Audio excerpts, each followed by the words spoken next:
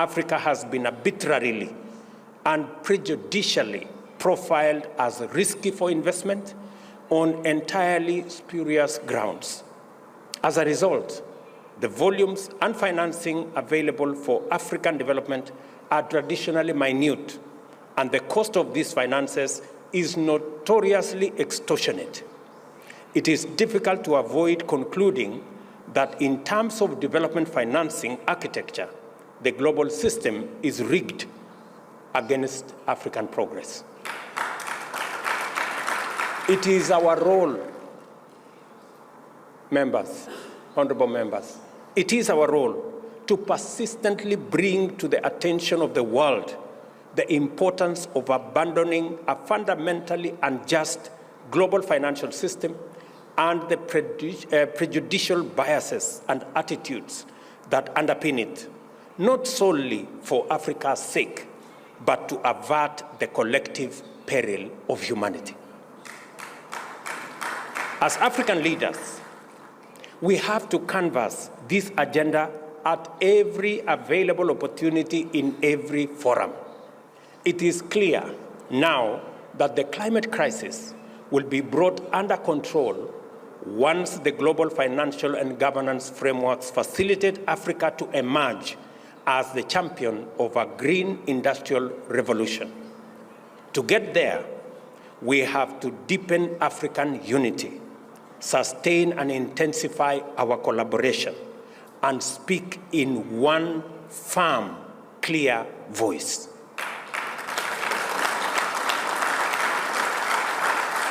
This is how we will deploy our natural resource base to unlock the promise of carbon trading mechanisms under Article 6 and to prevent the plunder of our continent's resources by others.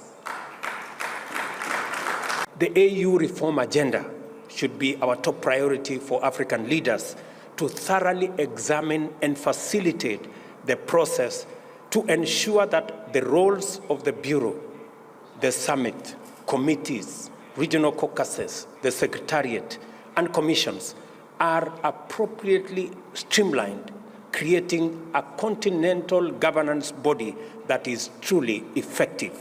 Equally, the imperative to fully operationalize the Pan-African Parliament is urgent. We must also review the funding arrangements for our AU budgets. It is an important thing for us to discuss. African Solutions, Agenda 2063, the Africa Continental Free Trade Area, and the vision of a young, clean, green continent of the future will remain a pale dream until, if we do not equip the Africa Union with the necessary capacity to live up to our aspirations.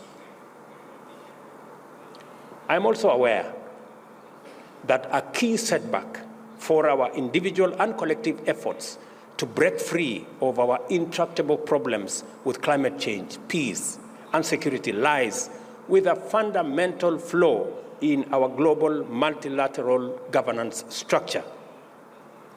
The apex organ of the UN system, you all know, the Security Council, persistently manifests a continental resistance to the values and principles that inspired the formation of the UN and which the institution is mandated to promote and defend.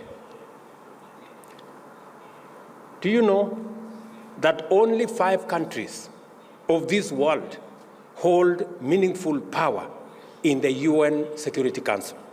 None of them is African. More than half of the world's population is not represented in the UN Security Council. It is neither democratic, it is not representative, it is not transparent, it is not accountable.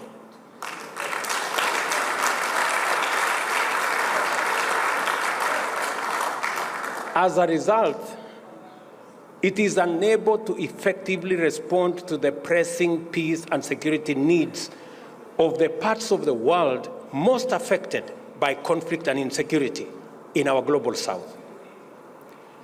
Its attitude to conflicts is geographically determined and its intervention is likewise biased.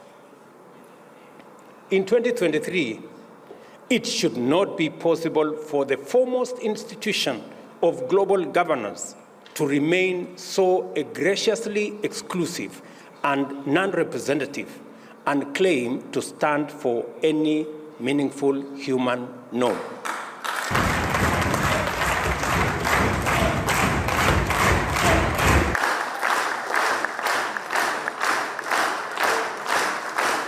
Djibouti's geostrategic potential grows more immense as globalization advances and as geopolitical complexity intensifies.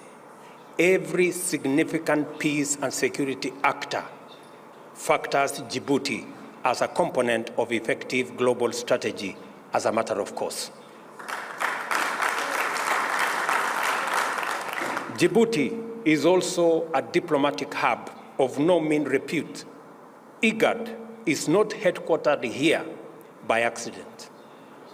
I commend the progress that Djibouti is making in mobilizing effective consensus among IGAD members states on regional environmental peace and security issues.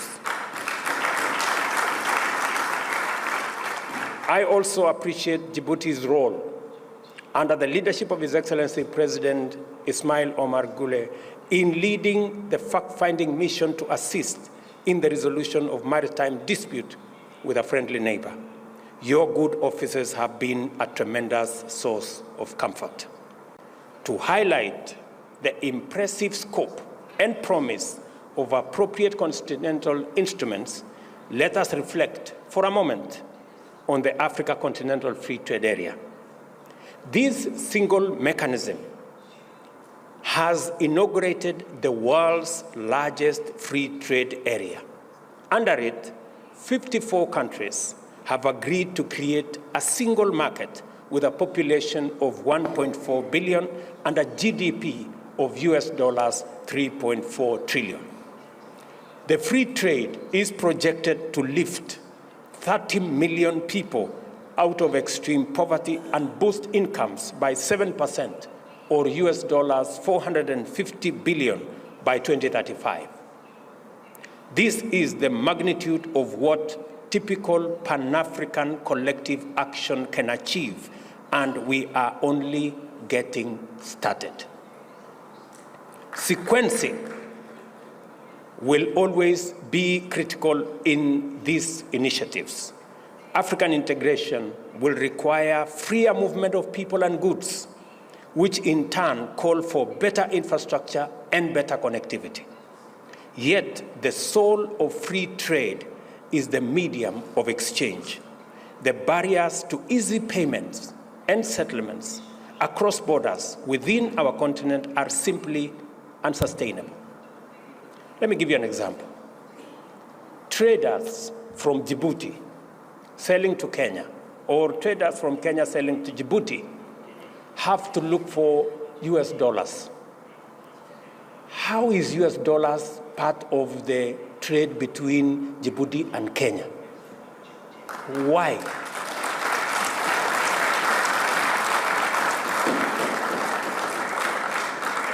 And we are saying that today, Afri-Exim Bank have given us a mechanism where traders in our continent can trade in their goods and services, and the Africa Exim Bank will settle payments in local currency.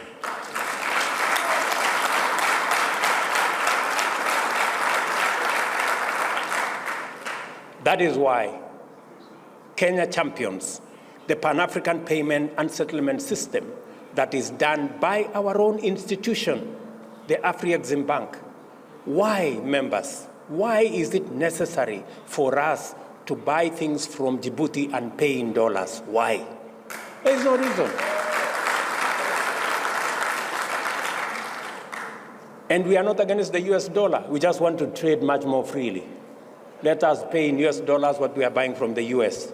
But what we are buying from Djibouti, let's use local currency.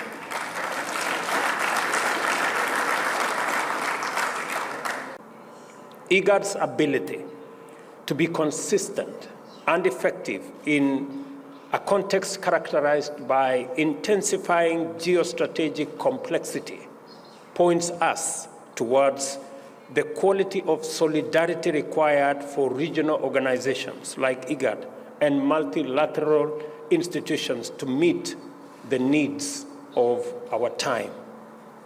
I am happy to state that Kenya and Djibouti remain united in their commitment to strengthen the critical regional mechanism like IGAD.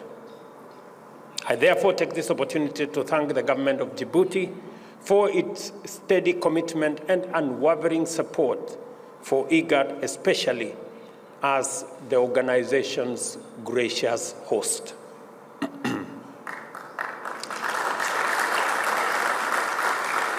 Aside from IGAD, Kenya and Djibouti are brought together by a common goal of promoting peace and stability in the Horn of Africa through other mechanisms.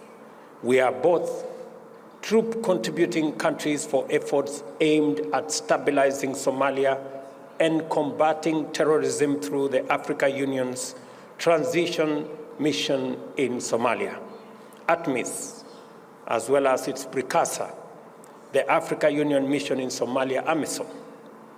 These efforts represent our shared commitment to collaborate consistently in the pursuit of our mutual interests, bilaterally, regionally, multilaterally, for the benefits of our peoples. As the country's parliament, this assembly is the place where the nation reasons with itself in order to generate solutions and guide progress. Your deliberations matter to Djibouti's national agenda, for our region, and where our destiny is forged. And as a result, my coming here, ladies and gentlemen, is not just a visit. It is an opportunity to consolidate the friendship between our two people. I have agreed. We did agree that we are going to work on the visa requirements for our diplomatic and services sectors. And the processes between the two countries have been concluded. I have today informed my brother, President Goulet, that we will not only make it possible for people holding diplomatic passports and services passports to come to Kenya without the need for a visa, but I have also extended it to all the people of Djibouti, even those holding ordinary passports.